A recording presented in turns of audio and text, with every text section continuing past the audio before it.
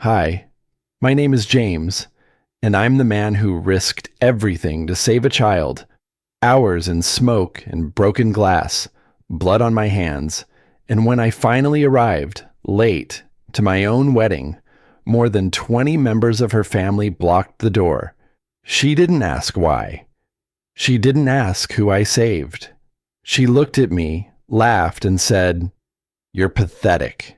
Get out. I married someone else." They thought that was the end of me, but they didn't know whose child I had just saved. And when the truth came out, everything they believed in collapsed. The day everything was supposed to begin, I used to think I knew exactly who I was.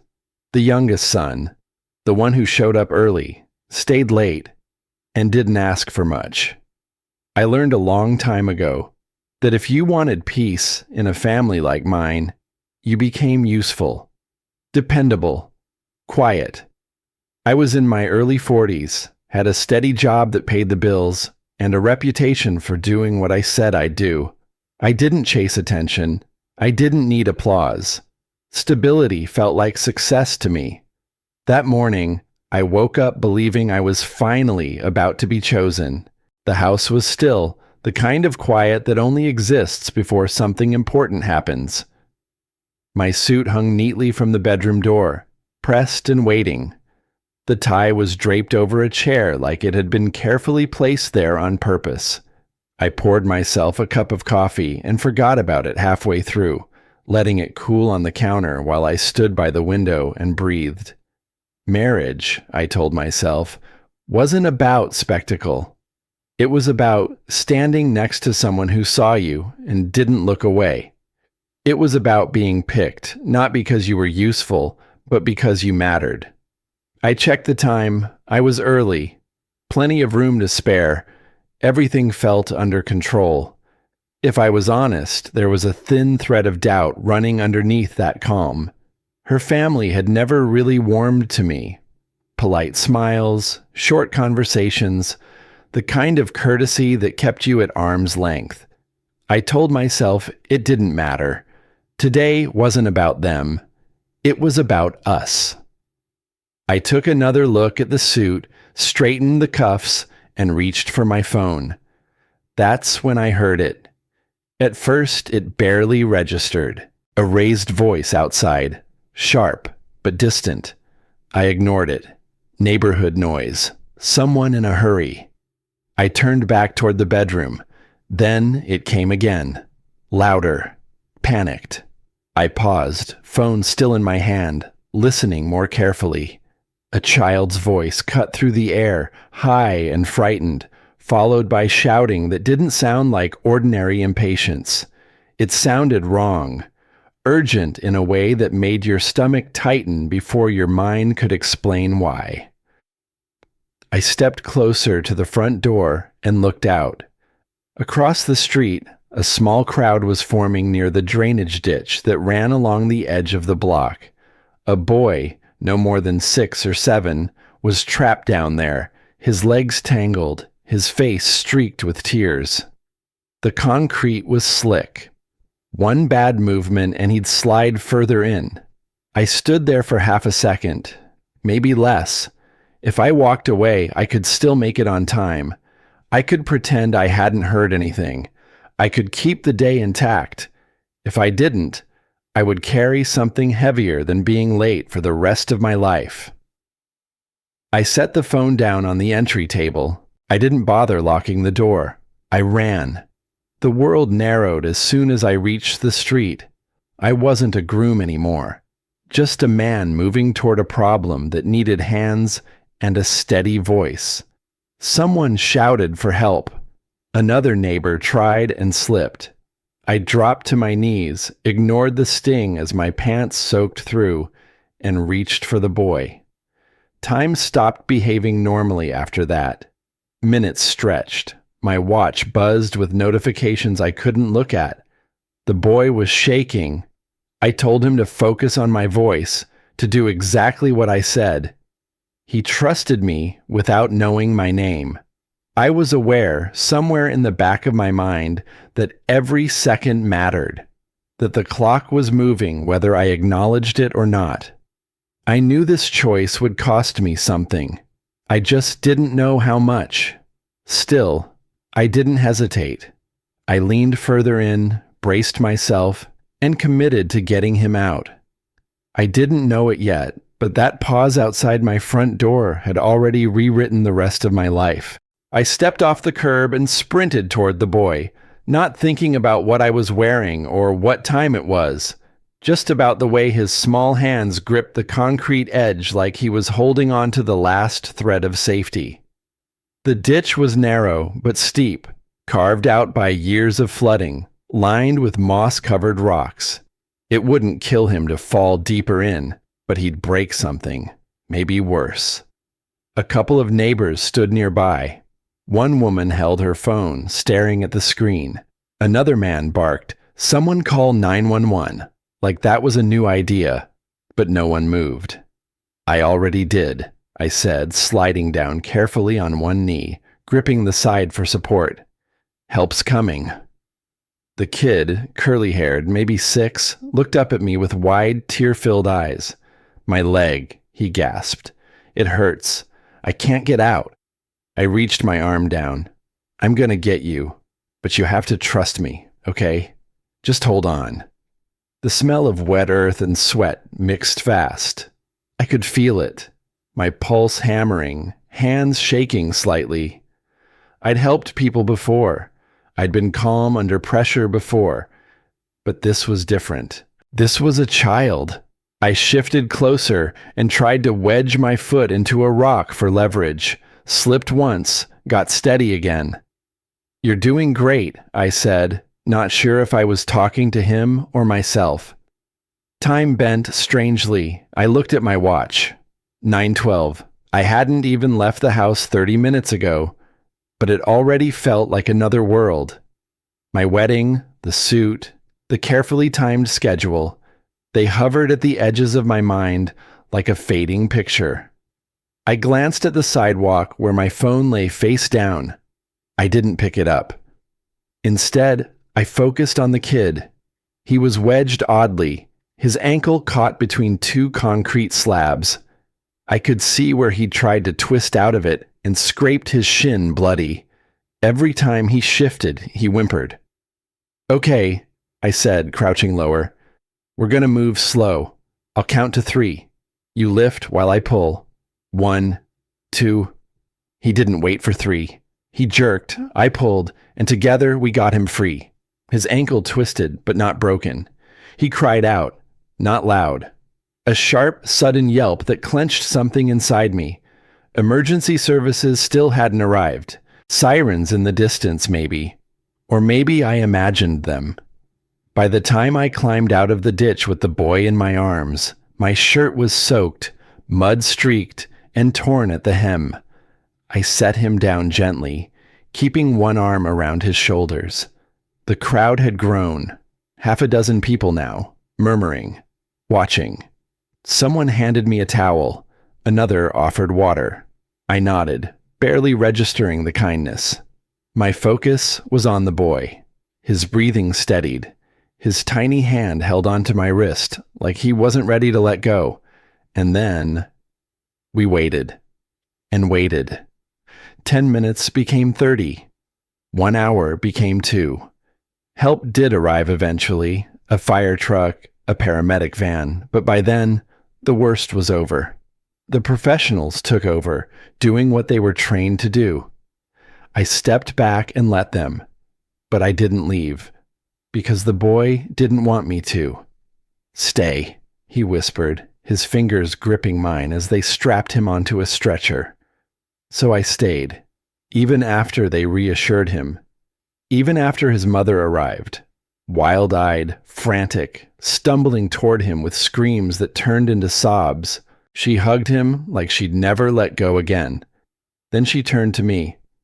"You," her voice cracked, "you saved my son." I couldn't find anything to say. I wasn't a hero. I'd done what I hoped someone would do if it were my child. She hugged me. I froze for half a second, then gently patted her back. Her gratitude was overwhelming, a blur of words I couldn't fully absorb. Finally, she was pulled gently aside by the medics. The crowd began to thin. One by one, people returned to their Saturday routines, and I was left standing on the sidewalk, hands dirty, shirt ruined, hair plastered to my forehead. I bent down, picked up my phone. 12 missed calls, 5 voicemails, a string of texts, most from her, a few from her brother, 1 from her mother. They started gentle. "Hey, are you running late? Everyone's seated, just checking on you." Then sharper, "Where the hell are you? You better not be pulling anything today." Then worse, "This is humiliating. We gave you a chance." And the last one, from her, hit like a stone. "I knew you wouldn't show. You never really belonged here anyway." I stood there, the words burning into my chest like they were branded. I had been gone 4 hours. It hadn't felt that long. But it was. 4 hours of silence from me. 4 hours of delay. 4 hours that didn't belong to me anymore. They belonged to that boy, and to what I'd chosen in a single moment. I looked up at the sky, clear, still the same, but I wasn't. For the first time that day, I wondered if I'd just given up everything for someone I'd never see again. I wiped my hands on my ruined shirt and headed for the wedding, still believing the truth would be enough. I pulled into the parking lot, gravel crunching under my tires. The building stood calmly under the afternoon sun, its brick walls and trimmed hedges looking too neat for the storm I was bringing with me. Laughter and music spilled from inside, soft jazz, clinking glassware, the muffled rhythm of a celebration already in motion. For a second, I just sat in the car. I adjusted the mirror, wiped my forehead with the back of my hand, and tried to catch my breath. My shirt was a mess, damp, streaked with dirt. I couldn't do anything about that now. I threw on my jacket, tugged it closed over the worst of it, and got out. Every step toward the entrance was heavier than the last, but I walked like someone who still believed this could be salvaged. I rehearsed the words in my head. There was an emergency. A child was in danger. I couldn't just walk away. I didn't forget. I didn't change my mind. It sounded reasonable. It was reasonable. I held on to that thought like it could open any door. When I reached the entrance, 2 of her cousins were already there. Both in suits, both with the same standoffish energy I'd grown used to. One of them, the taller one, Travis, I think, stepped in front of the door as I reached for it. "Hey," he said flatly, like I'd interrupted a meeting, not a wedding. "You can't go in right now." I blinked. "I'm the groom." He shrugged, barely looking me over. "They're handling some things inside." The other one, Elliot, maybe, added, "It's not a good moment. Just wait here." Wait? I tried to keep my voice steady. "I've been gone for 4 hours, I know. I can explain. Just let me talk to her." They exchanged a look that didn't need words. Travis folded his arms. "She's not available." I laughed a little, too surprised not to. "Not available?" Elliot looked uncomfortable. "We'll let someone know you're here." Then they stepped back, not to let me in, but to block the door more fully. Behind them, I could see shapes moving through frosted glass. Dresses, suits, the shimmer of decorations. The soundtrack of my wedding played on without me. I stood there, waiting. And then I kept waiting. 10 minutes passed, then 15. People started noticing. A few of her aunts stepped outside to get air, but their glances lingered too long on me. One of them whispered something to the other. I caught it. "He just showed up now? 4 hours?" Another voice, sharper. "Unreal. The nerve." No one asked me why.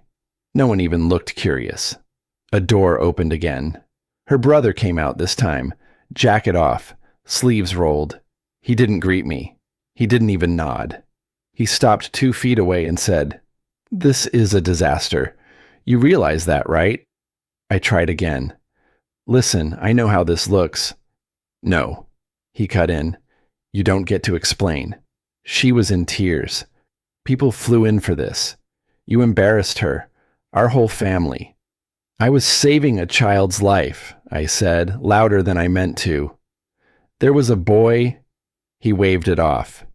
"There's always a story, but this is about respect. And you showed up hours late in a muddy shirt like it's no big deal." "It is a big deal," I said, quieter this time.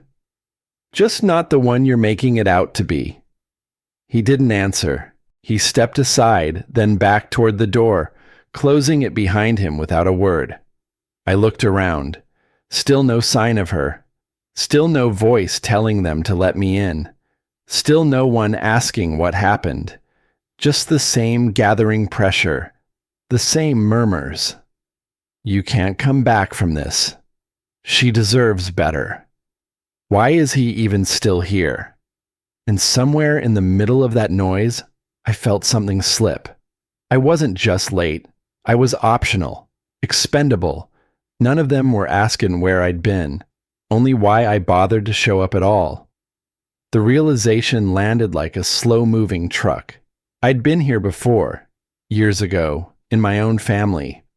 Always the one expected to apologize first, adjust more, take up less space. Back then, I thought it was about keeping the peace. Now, I saw it for what it was. I was never supposed to interrupt their picture. I checked my phone again. Still nothing from her.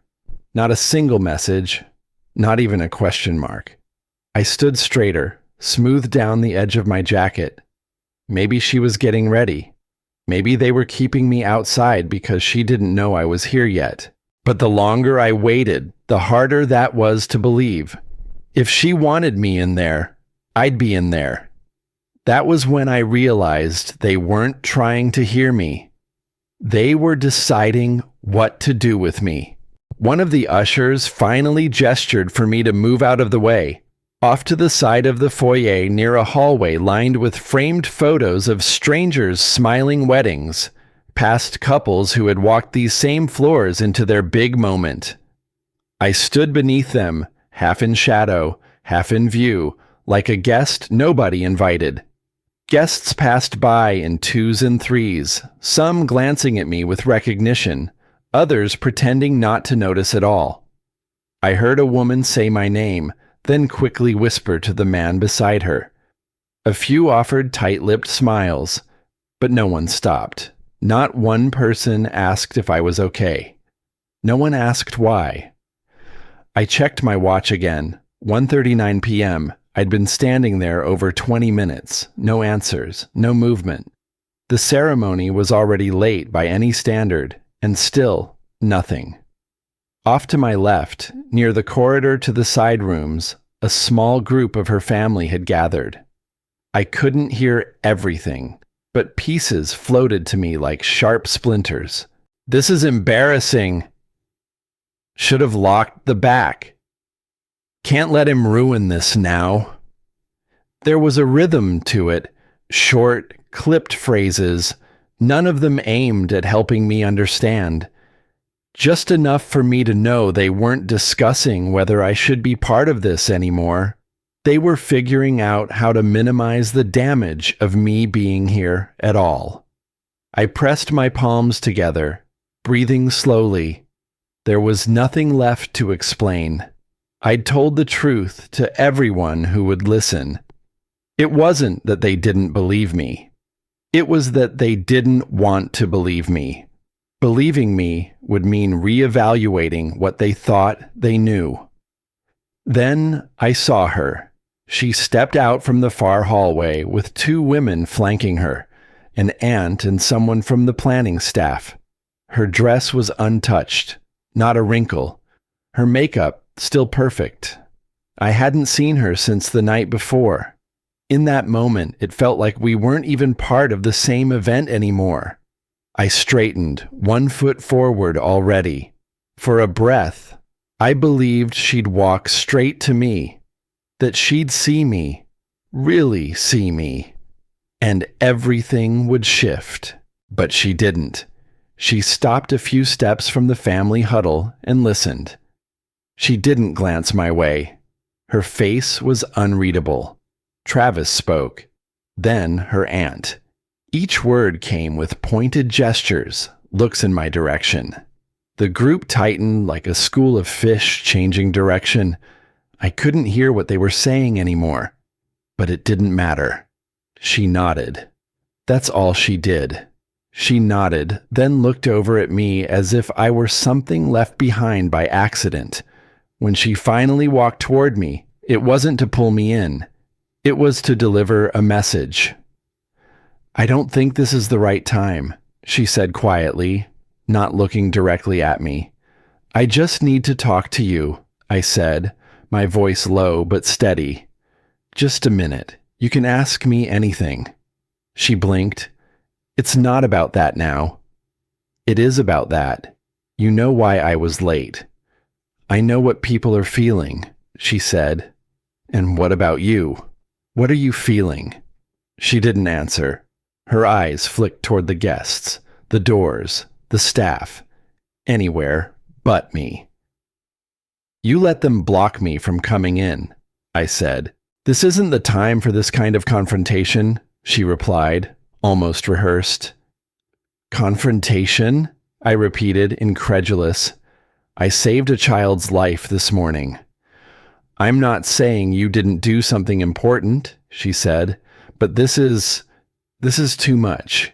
Everything's already falling apart. So you're protecting the day, I said slowly. Not the truth, not me. Her aunt appeared again behind her, stepping in just enough to be heard. You need to leave. This isn't helping anyone now. I turned back to her, still waiting, hoping. She didn't argue. She didn't stop them. She didn't say, let me speak to him alone. She just stood there, silent. And in that silence, I heard everything. It wasn't anger. It wasn't a decision made in a flash of emotion. It was a clean break, quiet and calculated. Two of her cousins moved forward, not aggressively, but with the kind of firmness that says this is happening whether you agree or not. We'll walk you out, one of them said. I looked down, my eyes catching on the ridiculous pattern in the carpet, little interlocking leaves and gold ribbons. It was the sort of detail no one would ever remember, and yet, in that moment, it was all I could focus on. One of the staff offered me a bottle of water as I passed. I didn't take it. A champagne glass rattled slightly on a nearby tray, catching the light. I watched the bubbles for a second longer than I should have. I didn't speak. I didn't protest. I stood there quietly as the woman I was supposed to marry let them walk me out of my own wedding. They didn't touch me. They didn't have to. The two cousins, faces tight with polite discomfort, walked just a step behind me, guiding me more with presence than pressure. The doors eased shut behind us with a hiss I felt more than heard. It was the sound of finality. Outside, the world looked exactly the same, and nothing felt the same. The sun was high now, casting sharp shadows across the parking lot. Somewhere inside, a string quartet was still playing, muffled by distance and heavy doors. The music mocked me. Everything was still happening, just without me. I stood in the heat for a moment, dazed, unsure where to even place my hands. My shirt, still streaked with sweat, dirt, and a smear of dried blood from the child I'd pulled out of danger, clung to my skin. My tie hung loose and crooked. It was as if I'd been dropped from one life into another without warning. The cousins didn't wait to see if I was okay. They turned and walked back in without a word. The door, clicked shut. I was alone. I moved toward the edge of the parking lot and sat on the low brick wall that bordered the flower beds. My legs felt like concrete. I tried to breathe deep, but everything stayed shallow, like I was only borrowing air. Thoughts began circling fast. Why didn't I push harder to explain? Why didn't I raise my voice, demand a chance to speak? Why do I always believe that being calm is enough? I thought of all the times growing up when I was told to be the peacemaker, don't stir the pot, let it go, it's not worth it. I had followed the rules. I'd tried to be steady, reasonable, the one who didn't cause scenes, but now I was the one locked outside my own wedding because I hadn't been enough of a disruption to matter. Shame crept up in waves. Not the loud kind, but the quiet, gnawing one. The kind that tells you maybe this wasn't some big mistake. Maybe this was just you being shown your place. I leaned forward, elbows on knees, staring at the sidewalk. There was a small crack running through it, grass pushing up in defiance. I envied that grass. My phone was still in my pocket, heavier than it should have been. I didn't pull it out. I didn't want to see the missed calls, the messages, the apologies that might never come. Part of me wanted to disappear. Get in the car, hit the highway, leave everything, my job, the house, my name, behind. I imagined driving until the gas ran out, turning off the phone, starting over somewhere I didn't have to explain anything to anyone. The thought was strangely peaceful. It was the first peaceful thought I'd had all day. Maybe this is what I get, I told myself. Maybe this is what happens when you keep living like you're optional. I stayed like that for a while, quiet, still, no yelling, no crying, just this steady unraveling that didn't make a sound. Then, something shifted. A notification buzzed in my pocket. I almost ignored it, but my hand moved anyway. It was a voicemail, not from anyone I knew well. Just a number. I hit play. Hi, this is Claire. I think you're the one who helped my son this morning. Teddy. I can't even explain how grateful I am. They told me he could have died if you hadn't come when you did. He keeps talking about you. Said you didn't leave him. Anyway, thank you. That's all. Thank you. The message ended. Nothing dramatic. No music swell, no grand statement. Just a mother. Just her voice. But in that moment, it landed like truth. What I did that morning mattered. It mattered to someone real, in a way no wedding toast or floral arrangement ever could. I exhaled, long, slow, and finally looked up. The building still stood behind me.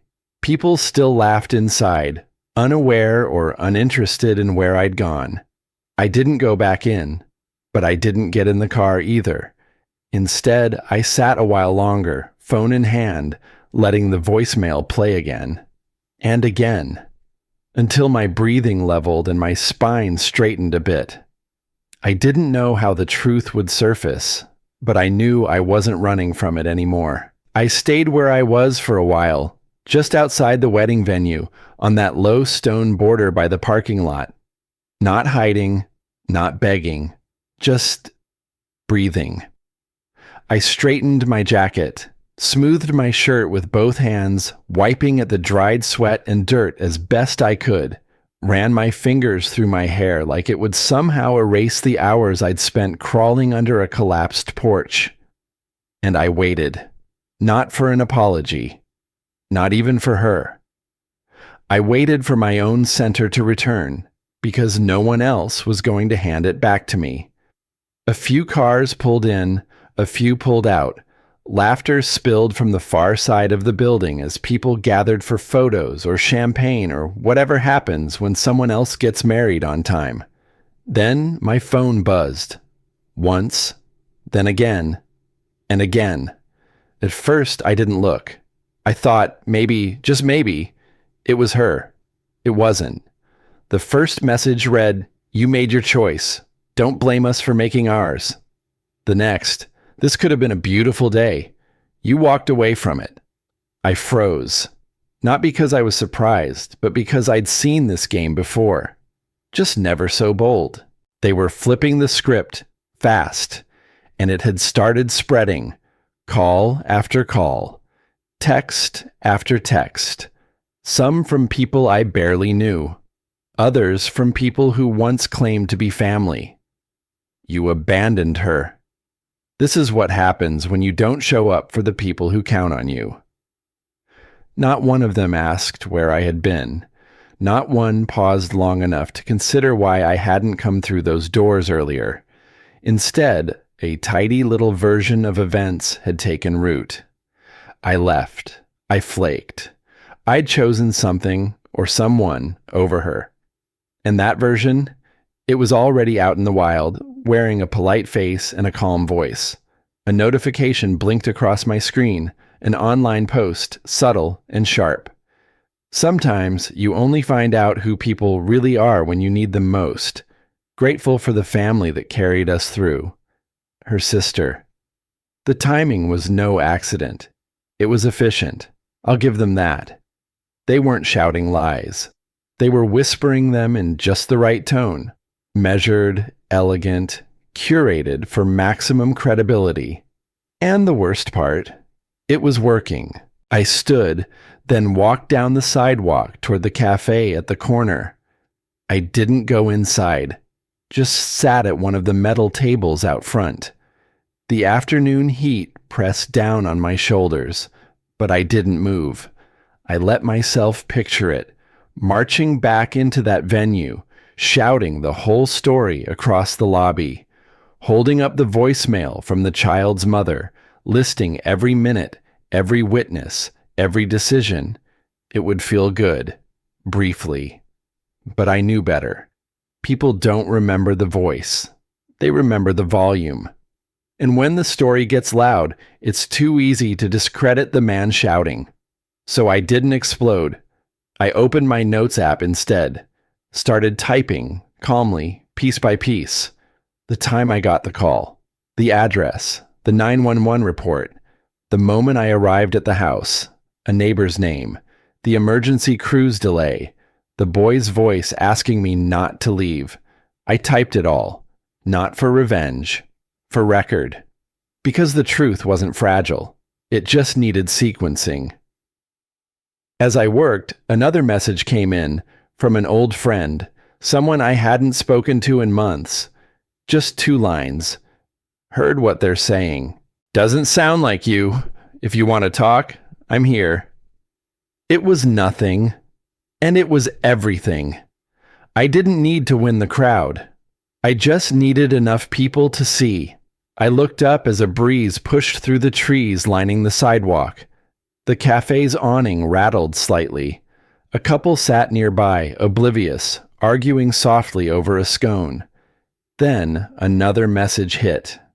This one was different, short, but deliberate. They're planning to go public, something polished. You should know. No name attached, but the meaning was clear. This wasn't about healing anymore.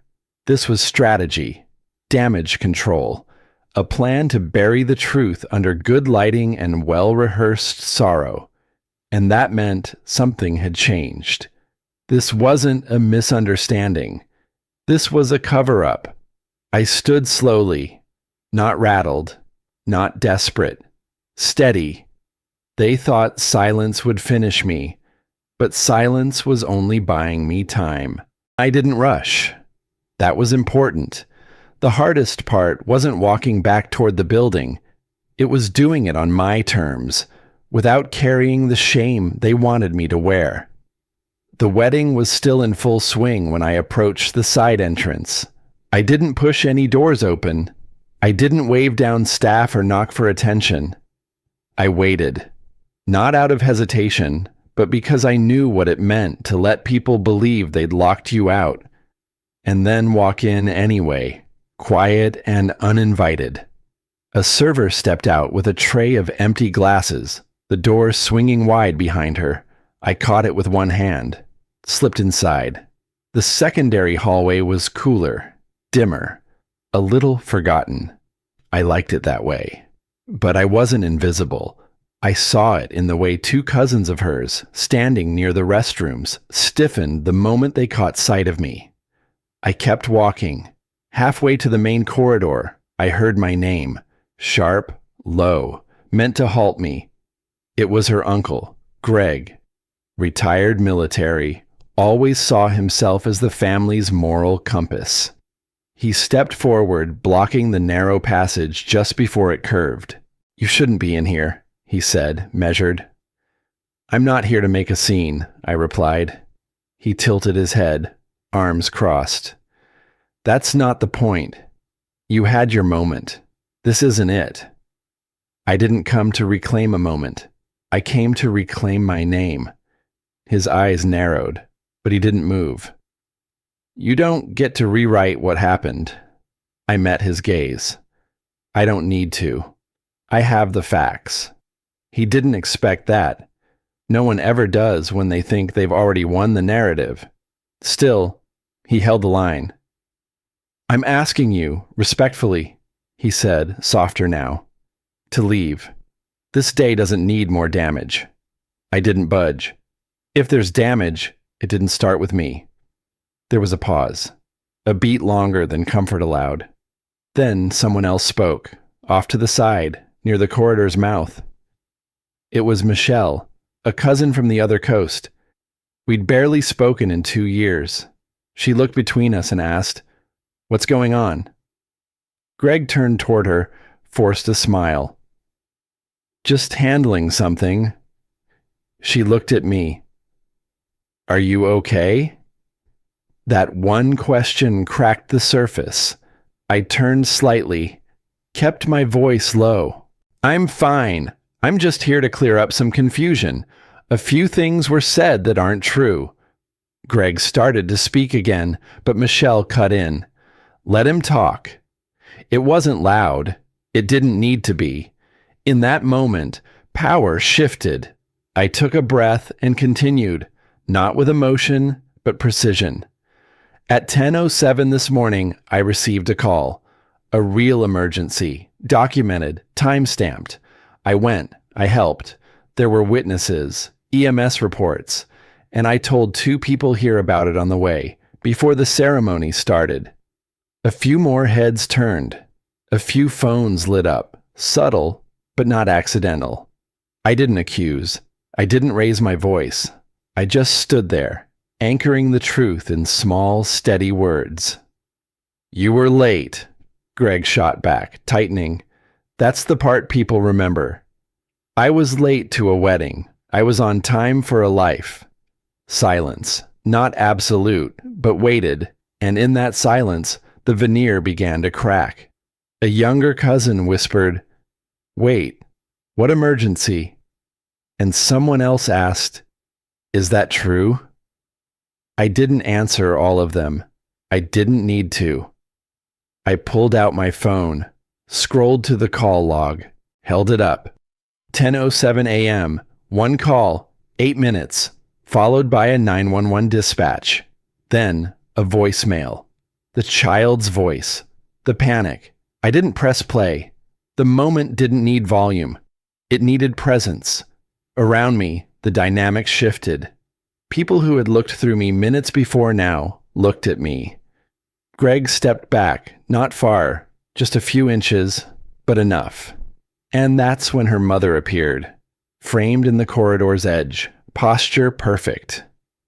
"Whatever this is," she said smoothly, "it doesn't belong here." I turned to her. Calm. "It already is here. You just didn't expect it to speak." She opened her mouth, likely to steer it back, smooth it over, but I beat her to it. "I'm not staying. I'm not interrupting vows or speeches, but I'm not going to disappear so this family can tell whatever version fits best." A flicker of something crossed her face, discomfort or maybe calculation. Behind her, the hallway had grown crowded. guests, staff. A few people who had smiled at me last month, before the pressure to choose sides had come down like a gavel. I didn't argue. I didn't perform. I lowered my voice, on purpose. If I'd made a mistake, I would have owned it, loud and clear, but I didn't. I chose someone who needed help, and this family decided that was betrayal. No one moved. The quiet didn't feel like defeat. It felt like recognition, and that's when I saw it. That brief, flashing look in her mother's eyes. Panic. Not because I was yelling, but because I wasn't. Because I was calm. Because the facts were stacking too neatly. Because people were listening. That was when they decided to hit back harder, and I knew the real fight was just beginning. The moment they felt control slipping, they moved quickly. I didn't see who gave the signal, but I recognized the choreography. Her father stepped forward, calm and collected, like a seasoned speaker taking the floor. Her mother stood nearby, hands folded in front of her like a statue at a memorial service. The words they spoke weren't loud, but they were chosen carefully, designed to land without room for argument. "We deeply regret what happened earlier," her father began, voice smooth. "But we'd like to be clear. It wasn't a misunderstanding. He knew what today meant, and he chose to be somewhere else." A few people in the crowd murmured, just enough to thicken the air with doubt. "He didn't tell us where he went," her mother added. "We were left confused and hurt." They looked neither confused nor hurt. They looked rehearsed. The shift in tone was surgical, less about drama, more about containment. A clean incision between them and me. The message wasn't just for the guests. It was for the room, the legacy, the photos that would come after. We handled this. We stayed dignified. He unraveled. I stood a few feet from the dance floor, near one of the floral pillars. I didn't move. I let them talk. Because that was the trap. They expected me to defend myself, to protest, to try and correct the story while still inside the frame of their version. But I'd already stepped out of that frame. So I waited. People began to turn, some with tight smiles, others with narrowed eyes. The room wasn't loud, but it hummed with collective discomfort, the kind that makes everyone brace for a man to either explode or crumble. And then I did something they weren't ready for. I paused, one full beat, not hesitation, choice. And when I spoke, I said only 5 words. Ask them, not me. I didn't say it like a challenge. I said it like a fact. Then I stepped back, literally. Just enough to shift the center of the conversation away from me. That's when the silence changed shape. It no longer surrounded me. It began to weigh on them. From the far side of the room, a voice spoke up. It was Ellie, the EMT I'd spoken with earlier, who'd been at the scene that morning. "I saw him there," she said, "this morning, helping, long before the ceremony." Another voice followed, a neighbor of the kid I helped.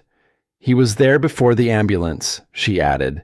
"My husband called 911. We both saw him trying to stop the bleeding."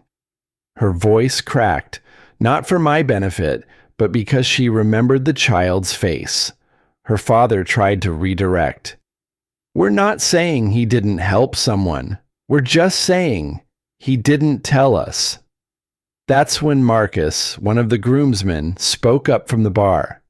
He told me. I passed it on. A hush swept the front of the room. Her aunt's expression changed, subtle but sharp. A few phones lit up again, searching timestamps, checking call logs. I stayed quiet. Not because I had nothing to say, but because the truth was speaking without me. I watched the expressions shift, one by one, from skepticism to uncertainty to realization. Even her mother blinked longer than usual, like someone bracing for an impact they thought they'd avoid. The final blow wasn't a scream. It wasn't even a speech. It was a small voice near the back, one of the bride's younger cousins, maybe 15, clutching her phone. "He didn't lie," she said plainly. "It's all here." She turned the screen around. Timestamps, messages, the thread I'd sent explaining why I'd left. It had been forwarded, quietly, but it was enough. The room didn't erupt. It settled. The kind of shift that doesn't need volume, just certainty. Her father looked at me again, this time with something different in his eyes. Not regret, not even guilt. Just the cold awareness that they'd lost the room. Her mother took a breath, started to say something, but the moment for performance had passed. All that remained was fact. Across the dance floor, my bride, ex-bride, I guess, stood near the cake table. I hadn't seen her enter, but she was there now. She looked, still. Her eyes met mine, and for the first time all day, I didn't look away. She didn't speak. She didn't move. But I saw it. Not apology, not panic. Recognition that she'd made a choice. And now, so had everyone else. She turned slowly, as if realizing the crowd wasn't just shifting away from me. It was tilting from her, too. And in that silence, I finally understood something. They hadn't lost control of the story. They'd lost me. And there was no applause, no grand exit, no one rushing after me, shouting my name like a scene out of a movie. Just silence. And not the kind that hurts anymore. Inside that hall, after the final truth settled, people slowly resumed talking. But now, the voices were quieter, more cautious. I saw it in their eyes, some trying to make sense of what they just witnessed, others avoiding eye contact altogether. I'd become the man who broke the story they'd all comfortably believed. And when you're that man, people don't know whether to admire you or fear becoming you. Nobody came to me with questions, not anymore. Just a few half-hearted glances. A cousin I barely knew gave me a slight nod from across the room as if saying, "I heard you." That was enough. Someone offered me a seat, someone else a drink. I declined both with a small shake of my head. I wasn't angry. I wasn't wounded. I was just done. Her brother walked over. Not the aggressive one, but the quiet middle sibling. He cleared his throat, eyes fixed somewhere just over my shoulder. "Hey, I didn't know all of it. Just thought you should hear that." I nodded. "Thanks." He didn't stay. He wasn't here to fix anything, just to let the air shift a little, maybe for his own conscience.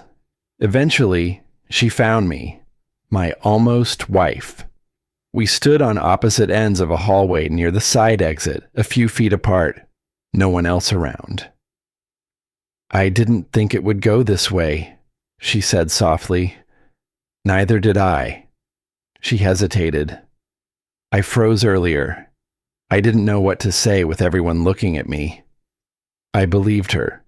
And I also believed it didn't matter now. "I get it," I said. "It's a lot. You were scared." She looked relieved I wasn't yelling. Maybe she expected me to beg or accuse or try to restart what had clearly ended, but I didn't do any of that. "Even now," I said, "I'm not angry." "You should be." "Maybe, but I'm not. I see it now." She tilted her head. "See what?" That the silence wasn't the moment it all broke. It was the proof it already had. Her face tightened, but not out of offense. More like grief. The kind of loss you don't shout about. The kind that sinks in slow. There was nothing more to say. I didn't ask for a redo. She didn't ask for forgiveness. What stood between us wasn't a decision. It was a reality we'd both helped build. I walked away without turning back. No one followed. Outside, the sky had deepened to that early evening shade, where the sun hasn't fully set, but the heat has started to lift. I took a deep breath, feeling the coolness on my skin like a reset button. The parking lot was nearly empty now. A few guests lingered by their cars, talking in hushed tones, maybe debating what they'd just seen. I didn't stop. I didn't explain. I walked slowly to my own car. No rush, no weight dragging behind me. Just the quiet of a life realigning itself. Before opening the door, I paused, not out of hesitation, just acknowledgement. This wasn't a scene to run from. This was a place I stood tall in. I looked back at the venue one last time, not with bitterness, but clarity. I hadn't lost today. I hadn't won either, but I had chosen. And that meant something. Driving home, the roads felt familiar again, not like escape routes, but paths forward. I rolled down the window, letting the wind clear out the last of the tension. The radio played some slow blues song I didn't recognize, but it fit. Later that night, back at my apartment, I sat by the window with a glass of water. No TV, no distractions, just me, the evening, and the kind of silence that didn't demand anything from me. I thought about everything, the pressure, the noise, the roles people tried to force me into, and how, even in all that chaos, the truth had found a way through. I thought about family, not the one you're born into or the one you marry into, but the one you choose, the ones who stay when things get inconvenient. I thought about respect and how much of it people fake just to keep things polite. I decided I was done with polite lies. And finally, I thought about what it costs to do the right thing. Not applause, not forgiveness. Sometimes just peace, and peace was enough. I didn't leave that day married, but I left knowing exactly who I was, and that was something no one could take from me.